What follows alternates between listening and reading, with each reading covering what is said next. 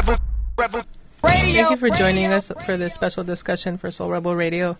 Can you please introduce yourself and tell me how you knew Carlos Zaragoza? My name is Genaro and Carlos is one of my longest childhood friends. I've known him since middle school. My name is Jason Cepeda, and Carlos was a dear friend and our bass player in our band, La Chamba. My name is Alejandro Araujo, and Carlos was a good brother, good uncle, and a great dancer. Absolutely. So Carlos Zaragoza is a wonderful human being who recently lost his life to a tragedy in the San Fernando Valley. And we wanted to honor his life and really tell the story of who he is and why he had such a huge impact here in Los Angeles in his life and also in his death. So the question, and we'll start with Jason, is how did you meet and how did you become friends? Yeah, I first met Carlos through a mutual friend who I met at a fast for immigration rights at Placita Alvera. Talk about the affinity, talk about the circle of friendships that Carlos kept. And we were looking for a bass player because Alejandro and myself, we were forming a band, and our friend Gina said, you know what, I got the perfect guy. And she was right, We went to her apartment and we met with Carlos, and he walks into the door and just shining his light. And I still remember the way he smiled when he came in. I'm all like, that's going to be my homie for life, Carlos. That's the kind of homeboy he was. Yeah. Genaro, you've known him pretty much your whole life. What can you tell us about Carlos and how'd you meet? Yeah, so when I met him, like the nerd I've always been, me and another friend were walking around the campus trying to figure out if people like alternative music or hip-hop more. Nice. And I've always been into grunge and like punk ska and stuff like that. And after a few people, I go up to Carlos and he's like, alternative, bro. And he was the first Latino that I met that liked the same kind of music that I was like, dude, instant connection. Yeah. And honestly, since then it was just like his humor, his smile, his light, the way he treats other people. He just attracted everyone to him, and I was fortunate enough to be one of his closest friends. Yeah, and I'll continue on with the story that Jason was telling.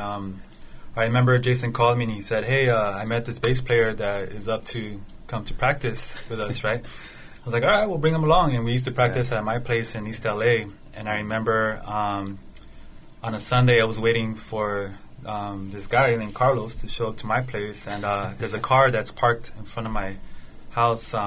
And he was waiting in his car for a long time. And I go up to the car and, I knock on the window and I'm just like, hey, are you lost? Are you looking for somebody?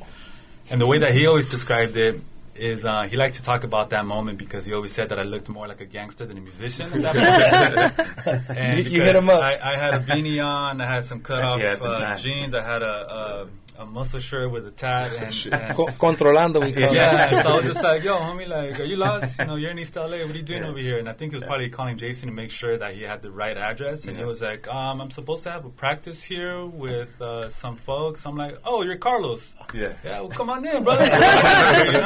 All right, cool. And then from there, he came in and we started getting to know each other and practicing. And that's how I started to get to know the brother. Sweet. So I also knew Carlos. He was an Aries. I don't think we mentioned that. I'm an Aries, so we totally bonded over that. Yeah. Why do you think that this tragedy has hit so close to home in LA in our community? Well, I think that it's really touching a lot of people's hearts because that was Carlos. Carlos walked around with his heart in his hands. His heart was open, and he was a brother to everyone. He made you feel comfortable.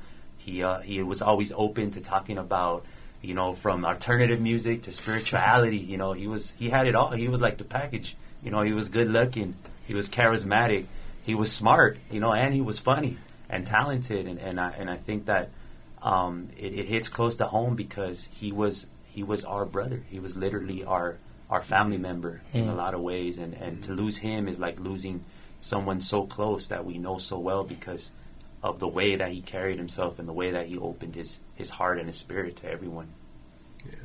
How about yourself, Genaro? What have you seen from, growing up, knowing him, and how this has hit the community? Well, I think it's clear that he has had significant contributions to the community itself, but I think going along with what Jason's been saying, the way that he conducted himself, and the way that he approached people of different backgrounds, like he was kind of a chameleon. He could be at home in any group of, like any social group, any socioeconomic group, and he could connect with those people. They called him Carl at work, by the way. I found out.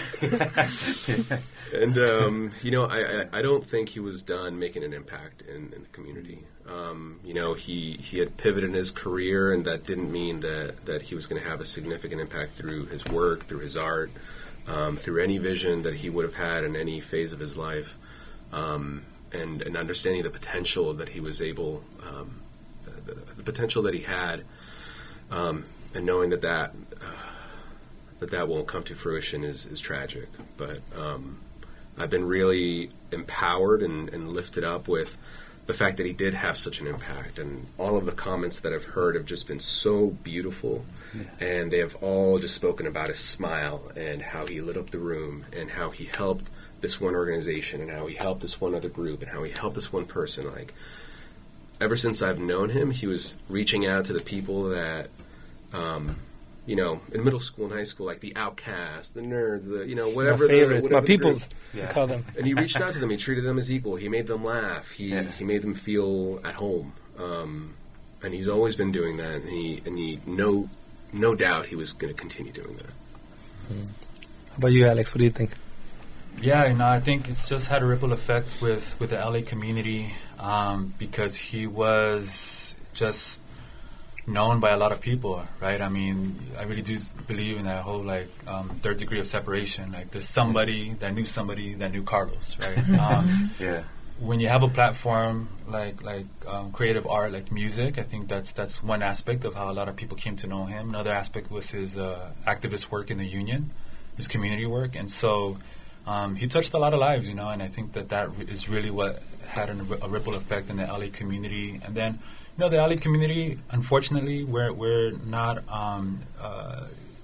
strangers to violence, and so when something like this hits so close to home, we feel it, we really do feel it, and we hear about these type of situations happen all across the nation, and there's always a hashtag, Boston Strong or New York Strong, and I really do feel that that type of hashtag really applies to that type of mentality, that ideal really applies to this situation. LA Strong, and we really do feel like that because the community has just come together to really just help out all of the people that need support at this time.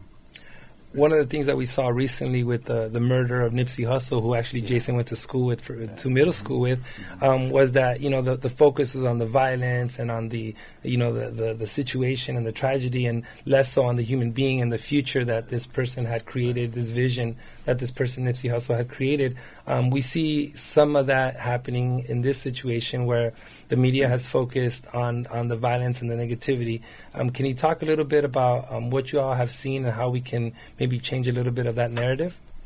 Yeah, I mean, almost instantly I was looking to see, how the media was going to portray this, because, it's so close to home. We see it, and we're so used to being numb by all this violence, like Alex was mentioning. But, automatically I was like, well, are they going to tell the real story, the story of how that gun ended up in his brother's hand, or how mental illness is such a common thing in so many people of color's households. Are they going to talk about the complexity of that? And it was really something that I was looking to see. Hopefully that the very thing that Carlos fought for, social justice, for immigrant rights, for union rights, for justice for janitors, all these things came together, and he was working to make a better society. So how can we, use this, to see that the very society that he was trying to create and better was a society that eventually affected him at home and all of us. So it was really something that I was already expecting, and now thanks to platforms like these, that we can share something more in depth. I don't think we're telling the whole story on him, too. He was a spiritual person. The last conversation I had with Carlos was out of Sweat Lodge. He sat with me. We caught up. We hadn't seen each other in months. And he had also practiced the Tao, all of this. So just like in a household there can be violence, there can also be somebody following a spiritual road, and I didn't feel that mainstream media was doing justice to that, telling the whole story. What do you think, Genaro and Alex? Oh, that's a really tough question, and I'm still trying to make up my mind on what I would correct, if anything. I think, like, personally, I've struggled with, you know, I've been reached out to by the media, and I've kind of been ignoring it because I just don't know how the story is going to be presented.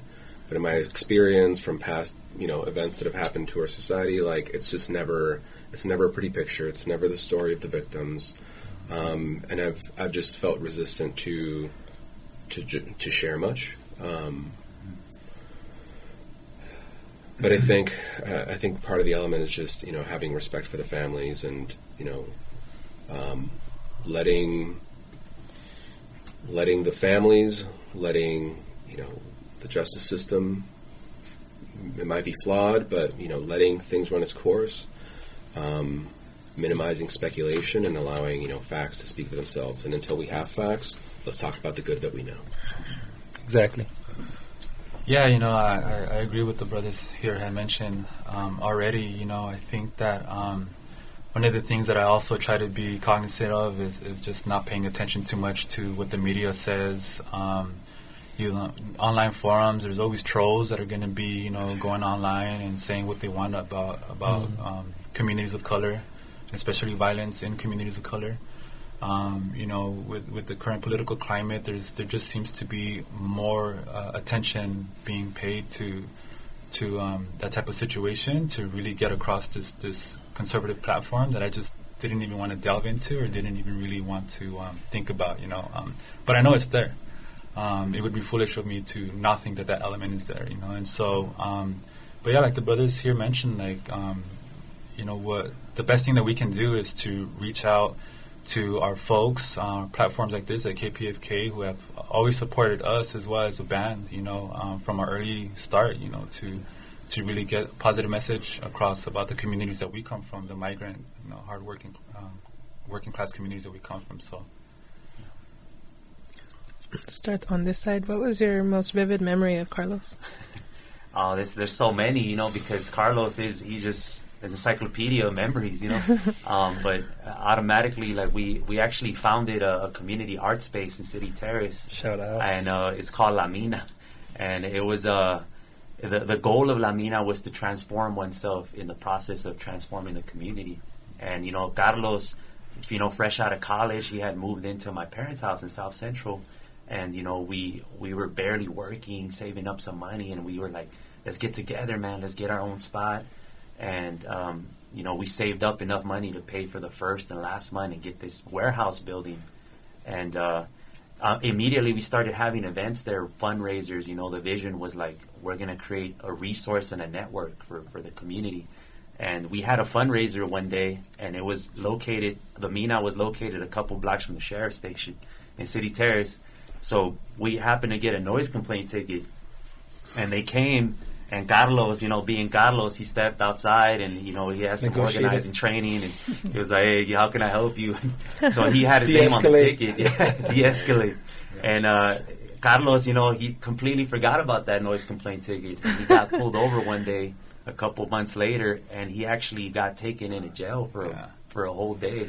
And we had a show. We had a show. We started a whole movement, like Free Carlos Zaragoza movement, you know. And we were like hoping he was going to make it to the show, you know, and we were so worried about him. We were calling like, where's Carlos? Did anybody ask where's Carlos? And it turns out that he was actually in jail for 24 hours because of a noise complaint ticket that he had a bench warrant for. So I think about Carlos like that, because he was always like putting himself in front, you know, in the front lines. You know, he wasn't afraid to get dirty, jump in the sewer, and really work on himself and help others. So that was Carlos. Yeah. I've been struggling to find, like, the one vivid moment. Like, when I close my eyes, I just kind of see him. You know, we didn't see each other often in the last handful of years, but every time it was like we hadn't missed anything. And so I close my eyes and I just see him with, like, arms wide open, just like, yo, come here, just big bear hug. Yeah. But there's one moment that keeps coming to mind that happened a couple years ago, and I think it's very in line with his character. I took him camping, and it turned out to be a little snowier than I had expected. And that first night, he was I didn't give him very good gear, and he was shivering the whole night. I think he almost died of hypothermia. And the next day, I'm like, all right, man, we're planning on being here one more night. What do you think? We can leave early? And he's like, no, man, this place is beautiful. Let's do this. There's no challenge that was unsurmountable. Every mountain he looked at with a smile, and the potential that it could offer. So. Trying to remember at the last time I saw him was actually at the Cuban American festival in downtown LA, and I just always remember that brother, like I mentioned before, on the dance floor. I mean, he liked a good perreo. I like a good perreo every now and then, And whenever, without planning, if I was gonna go out and see a salsa band, I would just run into him there, and it made sense. I'm like, of course, Carlos is here. I would. And I just remember checking out some amazing artists that day. Jason was there too. A couple of our other musician friends were there. They played, and they were just there also just watching the show. And, we had a great time out there. We were just talking about just kind of catching up as well, And like what was mentioned before, that brother, he just had a lot of good things going on for him. He was just really kind of evaluating himself eternally and internally, and just... Yeah, I was really excited for him, and it just seemed like he had things, good things were coming for him, and I still believe that brother's in a good place right now. I just try to imagine what he would be thinking or saying right now, and just knowing that brother, I know he would he's really fresh and really calm, and he always had a calm spirit. He'd just be like, oh man, it's all good. The great Roomba in the sky, they call it. Yeah. That's where he's at, man. Yeah. How about you, Alicia? What's your most vivid memory? So actually, shout out to my friend Sanyaka. He can't join us because he's on the road, but he wanted me to share this. I was there.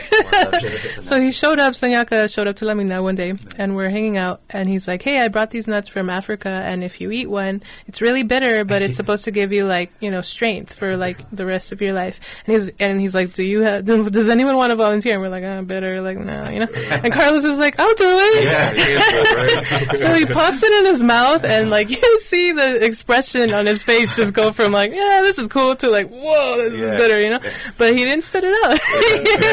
Yeah.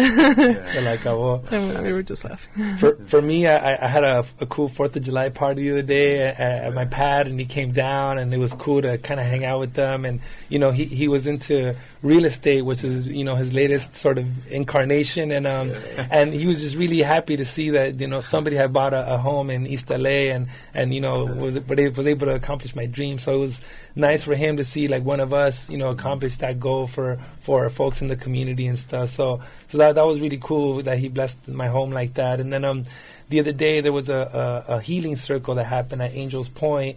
And it was not an accident that folks from La Chamba, from Las Cafeteras, shout out for their show at the Hollywood Bowl, Chicano Batman, folks from Buyapongo were there. And one of the things that I remember from that day is just seeing all these sort of like Carlos would kind of flash by and stuff. So I know he was around. And then I recorded a couple of things on a video, and you could see the little green light sort of floating around. And to me, that's always spirit, sort of with us and stuff. So he was, I think, happy to see all of us together and sort of, coming together and supporting each other as human beings and as brothers here and stuff, right? So the last thing, and we'll start with Alejandro, is what do you want people to know about Carlos, man? What has not been spoken? What has not been said? What do people need to know about Carlos Zaragoza? Yeah, I mean, my brother Carlos, man, he was just a really fun-loving, joy-catching, type of guy who, again, I mentioned, he really liked to bring the spirits up in whatever circle we were in. Whatever rumba circle we were in, he would always participate, his heart out. Whenever we played a show, he would always play his heart out. And, he was just a good all-around brother, somebody that I felt really grounded around, when I was around him. And, I'm really going to miss that physical energy that he brings. But, yeah, same here, brother. I've been feeling his energy in other ways. And I talk to him, and I say, I hear you, man. I see you. I see you and I feel you, Exactly. And thank you for reminding me, And so, yeah, he's still doing his thing, man. And so I just want people to just remember him by, I mean, whatever words I choose are not going to do him justice. I think he did that work in this life, and he left his poetry in this life, you know, and you know, the people that are coming out to support him and his family are evidence of that. So. First, I'm sure everybody who knew him knew just how funny he was, and what incredible wit and intelligence he had in his delivery, his impersonations. I just really want to emphasize that, because I think the best way to honor him is just to keep that laughter going. Yeah. He had the best laugh, and I don't want to forget that, and I don't think he'd want us to stop laughing. Yeah. So I think that's one thing. Mm. The other thing, which I'll kind of plug the GoFundMe, if that's okay, because his sister just, she had sent me a couple days ago a screen. She took a picture of his journal, and as he was kicking off his new incarnation, as you mentioned, and he had communicated this with a lot of friends. Like his main mission was like, I want to get my mom a house. Mm-hmm. And in this journal entry, like he's got like a four, you know, 4-item list for his goals. Obviously, there's like the financial, the health, but the one that's specific is like, I will buy my mother her dream home. and his mother right now is in a place where she can't return to that house. You know, that's a place that's hard to return to. So we're going to do whatever we can to realize his dream. So, you know, there's memorial services. There's a lot of stuff that has to get taken care of. But whatever we can collect, we really want to divert that solely to realizing that dream of giving his mom a home. However long it takes, I think that's something that would really bring him peace and happiness. It's beautiful. Yeah, and it's just thinking about him, you know, I could just already feel his presence, you know. Yeah. And but you know, I guess I want to share that. Yeah, Carlos was a thorough brother, you know. He was like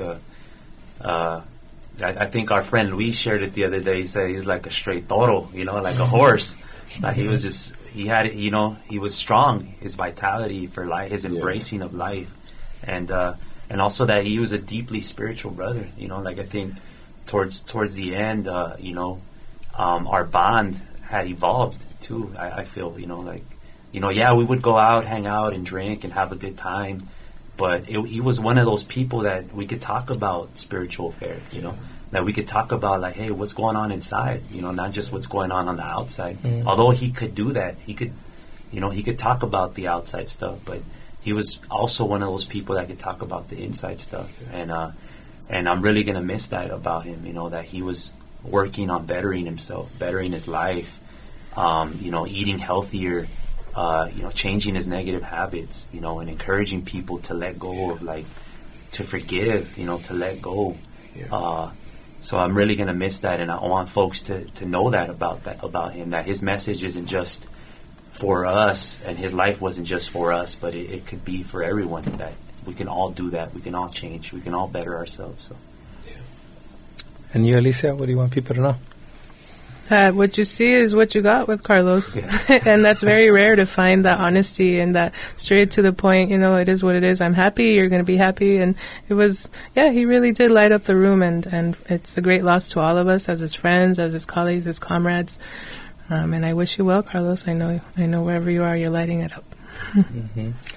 And for me, like, I just want, you know, people to know that he was a key stakeholder in this community, and you know, he played in La Chamba, and he supported all the other homeboys, and, you know, helped maintain that network of musicians. And what's happening in LA with the music scene right now, in large part, could be attributed to folks like Carlos, who made it a point to build community and build relationships with other folks. And so that's something that's definitely important for folks to know. I posted on his wall the other day a Bob Marley song, Johnny Was a Good Man, and when I kind of revisited the lyrics, like, man, that's Carlos's life. Like, he was, you know, shot down, unfortunately, and, you know, everything that song says, but Carlos was a good man, and I think that's something that's hopefully going to continue to shine through. And the last thing I want to say about him is that he was also a visionary. And I think that a lot of times when folks, sort of dream big and sort of envision what the world can look like, you're kind of ostracized or looked at funny, like, this dude and his his hippie stuff. Yeah, but Carlos was about his vision, and he wanted to sort of build wealth and buy his mom's house and sort of, do well for himself in support of others and stuff, and help bring people up. So it's going to be a huge loss, and it's going to be our responsibility as community to lift each other up and to represent in this city and continue to do the work that he did, and hopefully inspire the next generation to continue to take care of themselves, take care of our mental health, to check in with our family, love each other, forgive each other, and, just be good community members. So we urge everybody to donate to the GoFundMe account. We urge folks to look into the other accounts that are also available that are supporting the other victims. We'll be burying our brother next week, and then we want to be able to help bring closure to this. So please click on the link. Please support $5, $10. Put it on your credit card, do whatever you need to do, and help support the folks in need. And just want to say thank you to KPFK and Jose Benavides for allowing us to have this platform and this opportunity to share this story, and to, Alicia and all the Soul Rebels, Daniel who's here, and our future recruits. Like, we want to, make sure to be able to do good work and to represent for our community and use these platforms for good. And thank you all for participating in this. This is a very beautiful opportunity to share his life. So thank you. Thank you. One love to Soul Rebel Radio. Gracias. Thank you.